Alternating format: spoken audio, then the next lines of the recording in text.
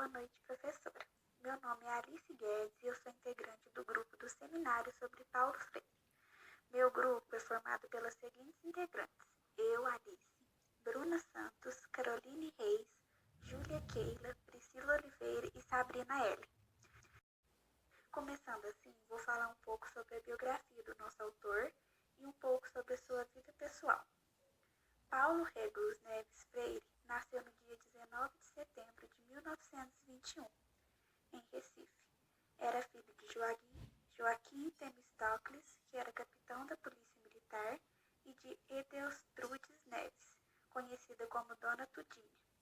Freire teve 3 irmãos, Estela, Armando e Temístocles. A irmã era professora primária do estado. Sua família era parte da classe média, mas Paulo presenciou a pobreza em sua infância, durante a Depressão de 1929. Uma experiência que o levaria a pensar nos mais pobres mais à frente, preparando assim seu método de alfabetização. Ao seu lado direito, mostra Freire aos seus 10 anos de idade. Freire entrou para a Faculdade do Recife em 1943 para cursar a Faculdade de Direito e também se dedicou aos estudos de filosofia. Apesar disso, nunca exerceu sua profissão e foi trabalhar como professor em uma escola do 2º grau, exercendo a língua portuguesa. Em 1944, casou-se com uma também professora, Elza Maria Costa de Oliveira, matrimônio este que durou até 1986, quando sua esposa morreu. 2 anos depois, em 1988, o escritor se casa novamente com Ana Maria Araújo, onde era sua orientadora em seu mestrado na Universidade de São Paulo, onde também foi professor. Ao seu lado esquerdo mostra o educador em 1961. Freire morreu em 2 de maio de 1997 por um ataque cardíaco no Hospital Albert Einstein, em São Paulo. Ao seu lado da esquerda para a direita mostra Freire esculpido na Suécia, que foi uma homenagem aos que lutaram contra a opressão. Meu nome é Caroline e eu vou falar sobre o método freiriano. Essa metodologia foi desenvolvida inicialmente para a alfabetização na década de 1960 por Paulo Freire. Seu princípio básico é a pedagogia libertadora. É a ideia que cada indivíduo é agente da própria libertação, à medida que adquire conhecimento. A educação na metodologia freiriana é muito alinhada com os problemas e necessidades atuais e com o desenvolvimento da consciência crítica. Trata-se de um método desenvolvido primeiramente como resposta à necessidade da alfabetização de adultos. O papel do professor para a metodologia freiriana, o professor é um mediador e o processo educativo ocorre na relação professor-aluno. O professor aponta os conhecimentos trazidos pelo aluno, bem como a sua história de vida, as suas experiências e contribuições, e organiza juntamente com o educando esses conhecimentos, unindo os saberes do aluno com os oferecidos pela escola. Os alunos responsáveis, o aluno neste inteirinho se torna mais participativo, pois a sua história e o seu saber são reconhecidos e têm importância no processo de aprendizagem, e com isso a sua autoestima é fortalecida. Ele terá mais prazer em aprender e se tornará mais autônomo em busca de respostas, não apenas no seu progresso de ensino e aprendizagem, mas participação junto à sociedade, buscando assim formar cidadãos capazes de fazer questionamento e agir para transformar o mundo. Objetivos e vantagens da metodologia freiriana. Buscar formar cidadãos livres, questionadores e transformadores da realidade. Observe que o método é muito humanizador e gratificante, por meio de uma abordagem inovadora, reflexiva e transformadora, podendo ser aplicado em qualquer contexto. Por isso, as escolas que adotam a pedagogia criada por Paulo Freire têm como objetivo educar respeitando as condições socioculturais dos alunos e desenvolver neles um senso crítico. Meu nome é Júlia e eu vou estar falando da parte que ele foi exilado e taxado de subversivo. Após apenas 3 anos da criação do famoso método freiriano, Freire dava início ao mais famoso projeto da época, 40 Horas de Ânticos. Ânticos era uma cidade pequena do Rio Grande do Norte e foi lá que o projeto foi iniciado no ano de 1963. O projeto visava a alfabetização de 380 trabalhadores em 40 horas e usando o famoso método de Freire. Preso e exilado, Freire não foi visto com bons olhos, o acusavam de ser subversivo, e o método era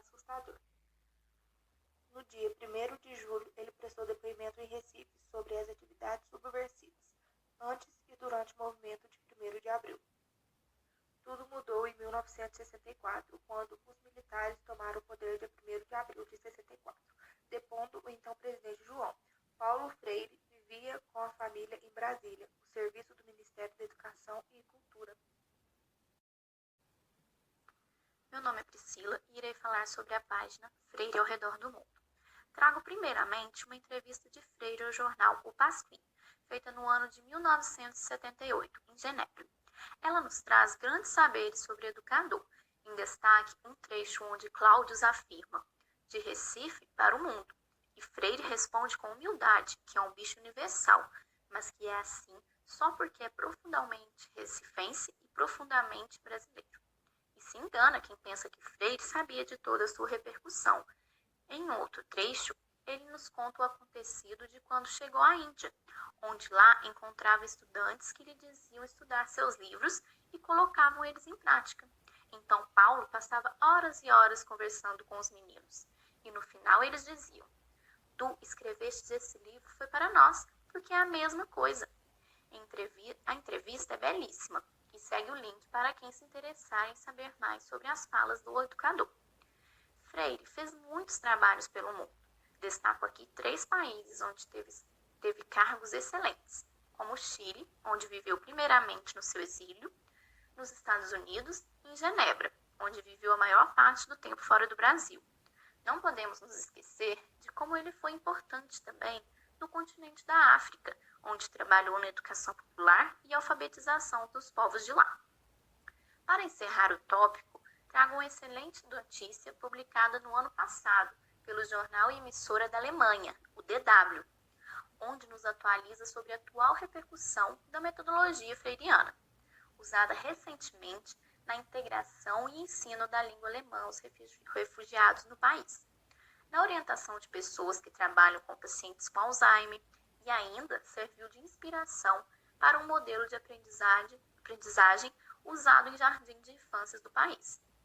Com reportagens internacionais como essa, podemos ter maior clareza do legado que Paulo Freire deixa ao mundo. Boa noite, meu nome é Bruna e eu vou falar sobre o retorno de Paulo Freire ao Brasil. O retorno dele foi um momento muito importante para a educação no Brasil. Ele queria reassumir suas funções na Universidade de Pernambuco, mas haviam alguns impedimentos. Ele se instalou em São Paulo, aceitando o convite para lecionar na Faculdade Unicamp, em Campinas.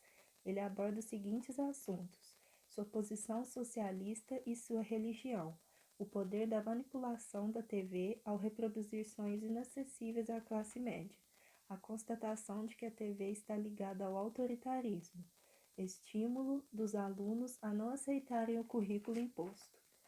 Ele também assume o cargo de secretário da Educação em São Paulo. Ajudou muito na educação, reformando escolas, reformulando o currículo escolar, capacitando os professores e formando o pessoal administrativo e técnico. Criou o movimento de alfabetização para jovens e adultos. No dia 22 de maio de 1991, ele se afasta do cargo e passa a se dedicar a escrever artigos e livros. Seu coração de imensa fraternidade e amor cessou dia 2 de maio de 1997. O infarto o silenciou, mas não encerrou suas obras. Ele deixou uma imensa contribuição para a educação. Meu nome é Priscila e irei falar sobre Freire na atualidade. Temos um pensamento de Paulo Freire como referência, seja no Brasil ou internacionalmente. Muitos ainda veem este pensamento como distante da realidade concreta da educação. Porém, podemos afirmar que a pedagogia Freire possui contribuições muito relevantes para o campo educacional. Todas essas contribuições passam por um grande marco no dia 13 de abril de 2012, quando o educador e filósofo passa a ser reconhecido como patrono da educação brasileira. É fato que a visibilidade de sua obra é muito maior fora que dentro de seu próprio país. Muitos julgam sua trajetória pela política como algo negativo, indo para um lado partidário e assim se antecipando, antes mesmo de realmente conhecer a história. Ana Luísa Basílio levantou então a questão do porquê muitos dizem odiar Freire. Alguma das opiniões realmente nos mostra que as pessoas não entendem Freire. muitas vezes apenas o vê como político, pois Paulo teve contato direto com várias mobilizações políticas. Uma delas é o movimento dos trabalhadores rurais sem terra. Ele era engajado não apenas na melhor educação para todos, mas também em melhores condições e na luta das minorias por seus direitos. Porém, para outros, a justificativa é que a pedagogia de Freire não fez muito pela educação brasileira durante vários anos. Para este argumento, encerro com uma frase de Moacir Gadotti, que nos diz que o ethos freiriano não está presente nas escolas hoje. Estaria se tivéssemos uma educação participativa, democrática, em que a escola formasse para a cidadania, como está na Constituição Federal e na LDB. Não é só formar para o trabalho, mas para a cidadania, para que o povo participe da construção de uma nação. Ao invés de basta de Paulo Freire, precisamos de mais Paulo Freire para um país mais decente. Meu nome é Priscila e para encerrar nosso seminário, disponibilizamos uma página com um Saiba Mais sobre Paulo Freire. Nela deixamos para vocês 2 livros em PDF do autor, uma notícia sobre como Freire é visto no exterior e além de diversos vídeos, entre eles uma entrevista do próprio educador em um programa de TV e uma entrevista com Ana Maria, a viúva de Freire, um vídeo mais detalhado sobre as 40 horas de Angicos e, para encerrar, um belíssimo cordeste educador que para sempre será lembrado.